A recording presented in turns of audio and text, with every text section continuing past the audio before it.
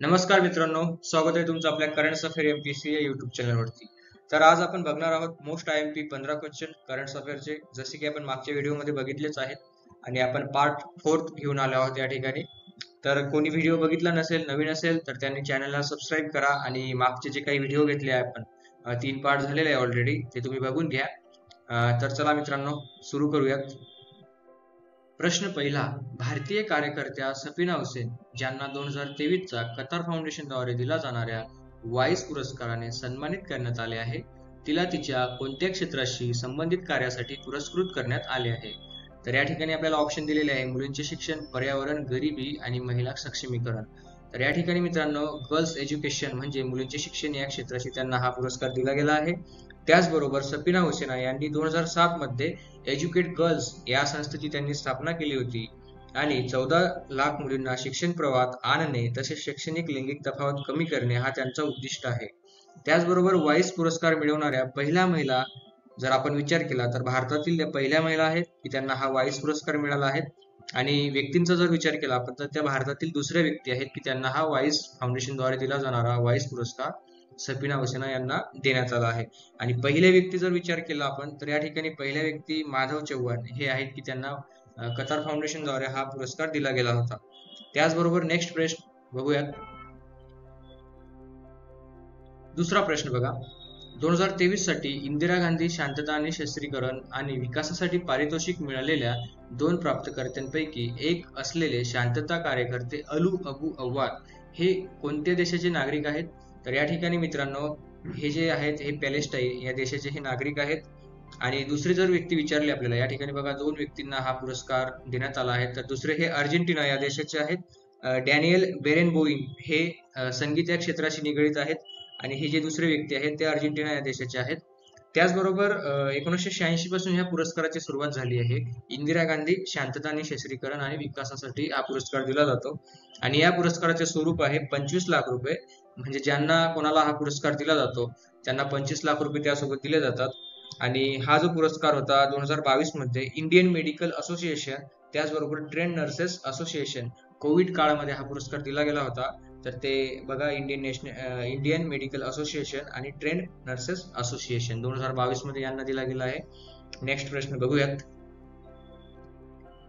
तिसरा प्रश्न बघा, दिवंगत माजी राष्ट्रपती डॉक्टर एपीजे अब्दुल कलाम यांच्या स्मरणार्थ कोणत्या मंत्रालयाने अलीकडेच डेअर टू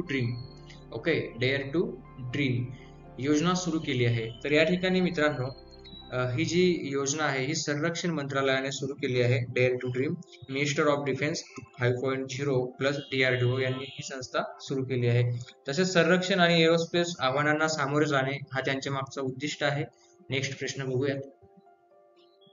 चौथा प्रश्न बघा, भारतीय नौदलाची पहिली महिला हेलिकॉप्टर पायलट बनण्याचा मान कोणाला मिळाला आहे? तर हा जो मान आहे मित्रांनो, हा अमानिका बी राजीव यांना मिळालेला आहे. First woman helicopter pilot of Indian navy. तर मोहना सिंग या ठिकाणी आपल्याला दिसत आहे. तेजस विमान चालवणाऱ्या पहिल्या महिला जर विचारलं तर पहिल्या महिला फर्स्ट वुमन मोहना सिंग ह्या आहेत तेजस विमान चालवणाऱ्या. आणि अवनी चतुर्वेदीचा जर विचार केला आपण तर MiG-21 फायटर जेट चालवणाऱ्या त्या पहिल्या महिला आहेत. फायटर जेट चालवणाऱ्या अवनी चतुर्वेदी. ओके, एवढं लक्षात ठेवा. नेक्स्ट बघूयात. पाचवा प्रश्न बघा मित्रांनो, पॅरिस पॅराऑलिम्पिक 2024 मध्ये सुवर्ण पदक प्राप्त खेळाडू आणि त्यांचा क्रीडा प्रकार यांच्या जोड्या जुळवा. या ठिकाणी आपल्याला यांच्या जोड्या जुळवायच्या आहेत. या ठिकाणी खेळाडूचे नाव म्हणजे प्लेयर्स नेम आणि खेळाचा प्रकार टाइप्स ऑफ गेम या ठिकाणी आपल्याला दिलेला आहे. तर बघा, आपल्याला माहित आहे की नितेश कुमार हे बॅडमिंटन या खेळाशी संबंधित आहेत. त्याचबरोबर अवनी लेखारा या नेमबाजी या खेळाशी संबंधित आहे. शूटिंग, अवनी लेखारा शूटिंग आणि नितेश कुमार बॅडमिंटन. तर या ठिकाणी आपल्याला बघा ऑप्शन नंबर 3 मध्ये दिसते की अवनी लेखारा म्हणजे पहिल्याच 1 आणि चौथ्याच 4. तर या ठिकाणी बघा आपल्याला ऑप्शन मध्ये दिसते या ठिकाणी तिसरं ऑप्शन. तर या प्रश्नाचं राईट आन्सर जे आहे ते तिसरं आहे. त्याचबरोबर पॅरिस पॅराऑलिम्पिक 2024 चा जर विचार केला तर भारताने 29 मेडल या पॅरिस पॅराऑलिम्पिक 2024 मध्ये मिळवलेले आहेत. त्यामध्ये 7 गोल्ड मेडल आणि 9 सिल्वर मेडल, त्याचबरोबर 13 हे ब्रॉन्झ मेडल मिळवलेले आहेत. ब्रॉन्झ मेडल 13 असे एकूण 29 मेडल भारताने मिळवलेले आहेत. त्याचबरोबर भारताचे जे स्थान आहे ते 18वे स्थान आहे. 18व्या क्रमांकावरती भारत आहे. आणि पहिल्या क्रमांकावरती असते चायना, त्याने 220 पदक मिळवलेले आहेत. त्याचबरोबर ब्रिटन 2 नंबरवरती आहे, 124 मेडल्स मिळवलेले आहे. USA 3 नंबरवरती आहे, 105 मेडल्स मिळवलेले आहे. आणि नेदरलँड हे 4 नंबरवरती आहे, त्यांनी 56 मेडल्स मिळवलेले आहे. ओके, नेक्स्ट बघूयात. 6वा प्रश्न बघा मित्रांनो, दिलेल्या विधानांचा विचार करा. आपल्याला स्टेटमेंट दिलेले आहे, स्टेटमेंटचा आपल्याला विचार करायचा आहे. या ठिकाणी बघा, स्पेनच्या कार्लोस अल्कराजने 2024 चे विम्बल्डन ओपन स्पर्धेचे विजेतेपद पटकावले. बरोबर, विम्बल्डन विजेतेपद पटकावलेले आहे कार्लोस अल्कराजने. या ठिकाणी हे राईट आहे. सेकंड स्टेटमेंट बघा, महिलांमध्ये झेक प्रजासत्ताकच्या अरेना सबलेंकाने विजेतेपद पटकावले. तर या ठिकाणी हे जे अरेना सबलेंका आहे, ह्या बेलारूसचे खेळाडू आहे या ठिकाणी. म्हणून ऑप्शन नंबर फक्त ओ म्हणजे स्टेटमेंट ए जे आहे ते राईट आहे. या ठिकाणी ज्या अरेना आहेत त्या बेलारूसच्या खेळाडू आहेत. त्याचबरोबर USA ओपन त्यांनी जिंकलेले आहेत. त्याचबरोबर ऑस्ट्रेलिया ओपन सुद्धा त्यांनी जिंकलेलं आहे, एवढं लक्षात ठेवा. नेक्स्ट बघूयात.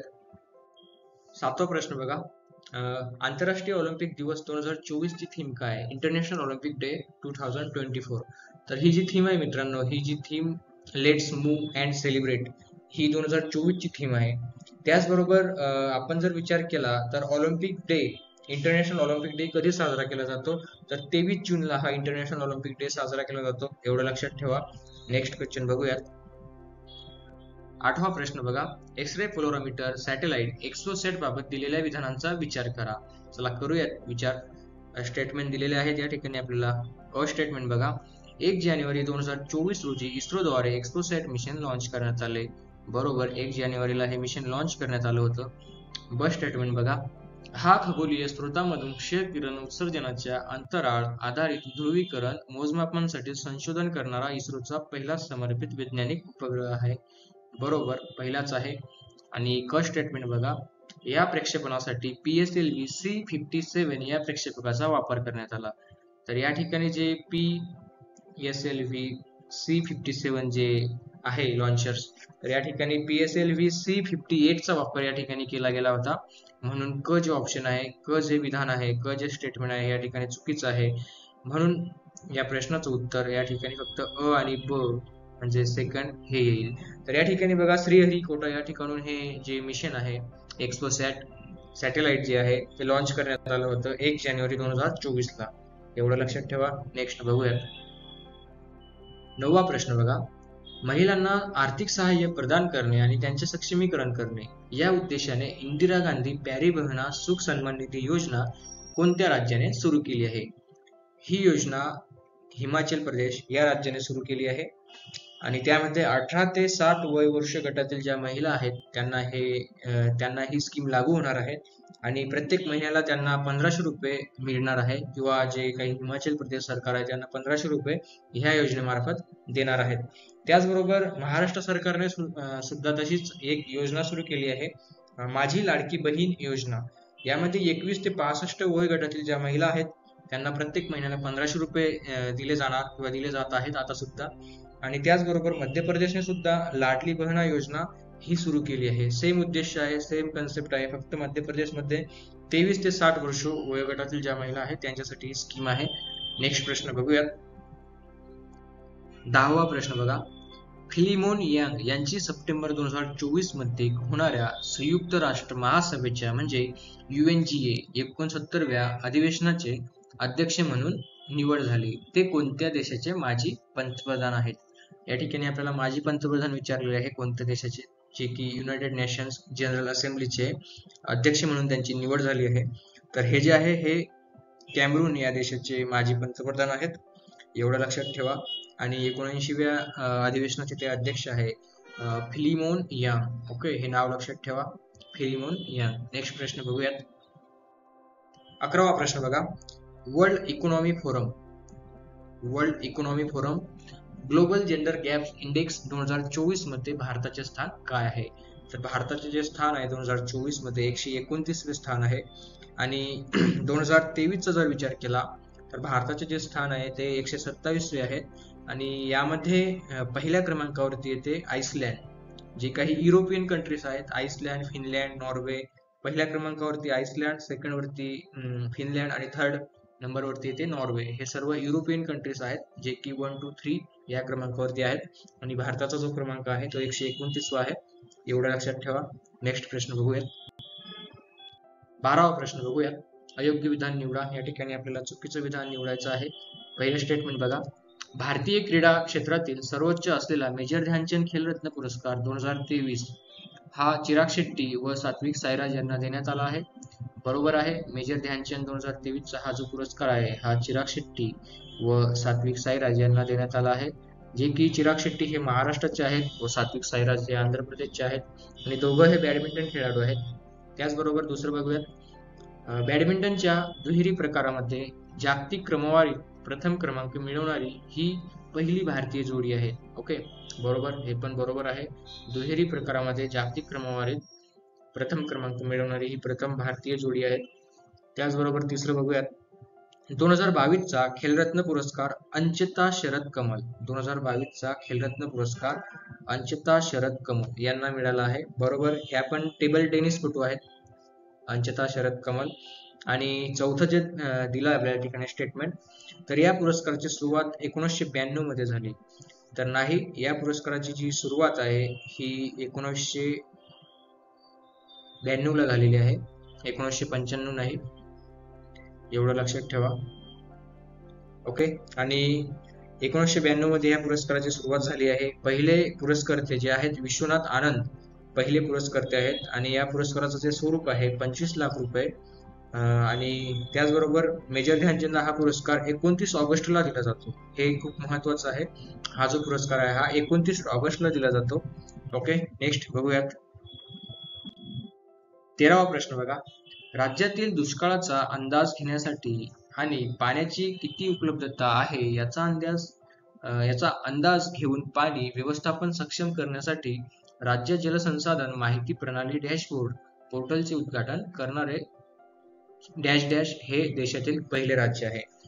तर या ठिकाणी राजस्थान हे या ठिकाणी देशातील पहिले राज्य आहे की ज्याने हा पोर्टल सुरू केला आहे, या पोर्टलचे उद्घाटन केले आहे. नेक्स्ट प्रश्न बघूया. 8 एप्रिल 2024 रोजी निधन झालेल्या पीटर हिग्स यांना कोणत्या संशोधनासाठी नोबेल पारितोषिक मिळाला आहे किंवा मिळाला होता? तर देवकणांचा शोध, discovery of the God particles म्हणजे या संशोधनासाठी त्यांना हा नोबेल पारितोषिक मिळाला होता. पीटर हिग्स, त्यांचं नाव आहे पीटर हिग्स. त्याचबरोबर विश्वाचे वस्तुमान कसे आहेत याबाबत त्यांनी संशोधन किंवा त्यांचा अभ्यास आहे. पीटर हिग्स यांना 2013 मध्ये भौतिक शास्त्राचा नोबेल सुद्धा मिळालेला आहे. ओके, एवढं लक्षात ठेवा. नेक्स्ट बघूयात. 15वा प्रश्न बघूयात मित्रांनो, शेवटचा प्रश्न आहे.